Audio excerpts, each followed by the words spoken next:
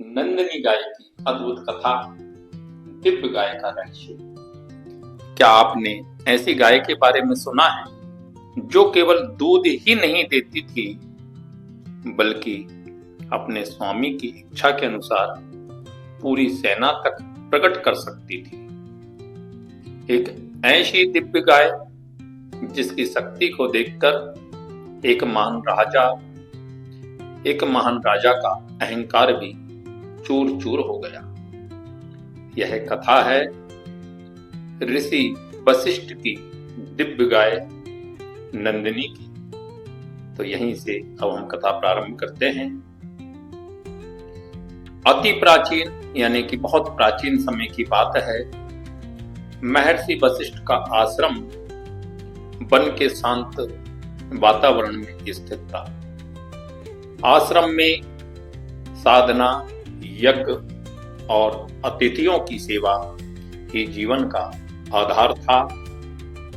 एक दिन राजा विश्वामित्र अपनी विशाल सेना के साथ वन में आए। यात्रा करते करते वे महर्षि वशिष्ठ के आश्रम में पहुंचे। महर्षि ने राजा और उनकी पूरी सेना का बहुत सम्मान पूर्वक, आदर पूर्वक स्वागत किया। राजा ने सोचा, इतने छोटे से आश्रम में इतनी बड़ी सेना के लिए इतनी उत्तम व्यवस्था बहुत कम समय में, यानी कि भोजन की व्यवस्था कैसे होगी। लेकिन थोड़ी ही देर में आश्रम में सभी के लिए उत्तम भोजन सामग्री की व्यवस्था हो गई। राजा विश्वामित्र जी को बहुत आश्चर्य हुआ। वे आश्चर्यचकित रह गए। उन्होंने महर्षि से पूछा, हे गुरुदेव, आपने इतने कम समय में इतनी बड़ी व्यवस्था कैसे कर दी।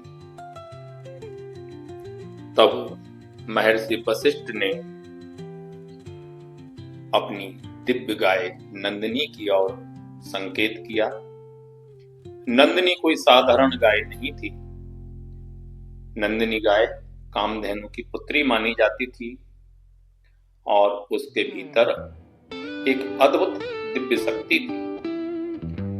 राजा विश्वामित्र के मन में विचार आया कि ऐसी अद्भुत गाय तो मेरे राज्य में होनी चाहिए।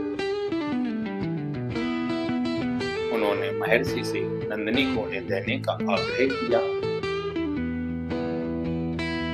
कहा, ऋषिवर, यह गाय आप हमें दे दीजिए तो जगत का कल्याण होगा।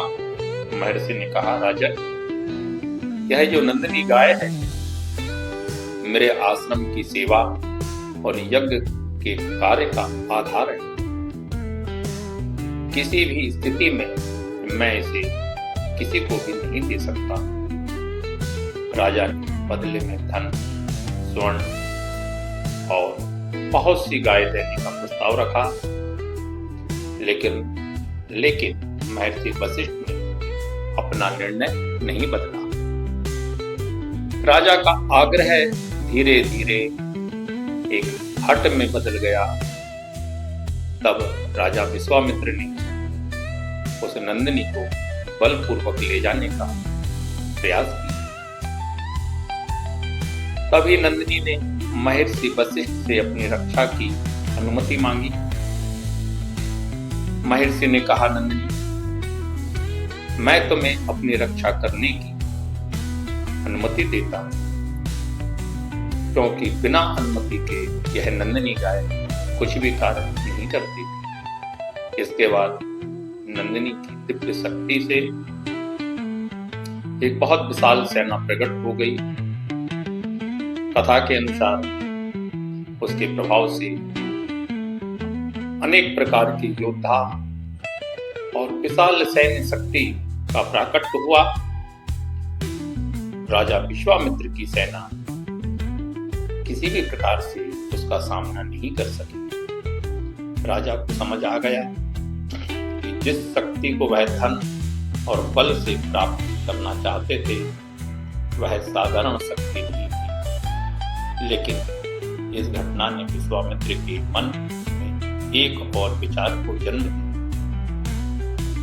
राजा विश्वामित्र ने सोचा, अब क्या करना चाहिए?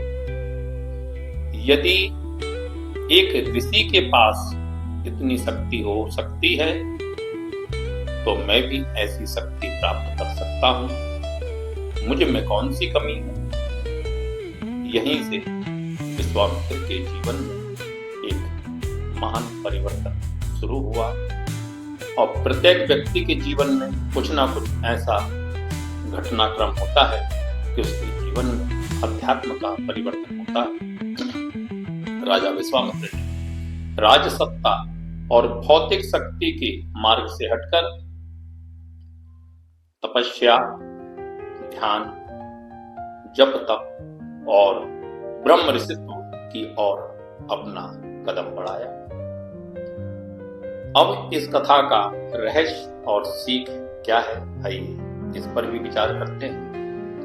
नंदिनी की कथा हमें केवल एक दिव्य गाय की शक्ति नहीं बताती, इसके भीतर एक गहरी सीख छिपी है। जिस शक्ति को हम कहीं बाहर खोजते हैं वह कई बार हमारे भीतर के परिवर्तन से प्राप्त होती है।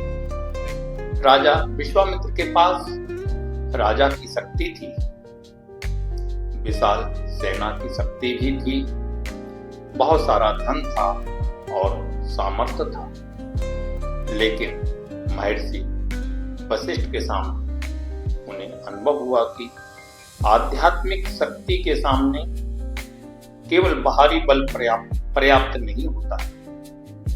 और यही घटना आगे चलकर विश्वामित्र की महान तपस्या और उनके ब्रह्म ऋषि बनने की यात्रा का कारण बनी। तो दोस्तों, नंदिनी गाय की यह कथा हमें जीवन में सिखाती है, एक शिक्षा देती है कि अहंकार से बड़ी कोई शक्ति नहीं और तपस्या से बड़ा कोई साधन नहीं है। अगर आपको ऐसी ही पौराणिक कथाएं, श्री रामचरितमानस, रामायण, श्रीमद् भगवत गीता और सनातन धर्म से जुड़े रहस्य सुनना पसंद है तो हमारे इस चैनल को सब्सक्राइब जरूर करें और कमेंट में जय श्री राम अवश्य लिखिए। फिर मिलेंगे एक और अद्भुत पौराणिक कथा के साथ में। तब तक के लिए जय श्री राम, जय श्री राम, जय जय श्री राम।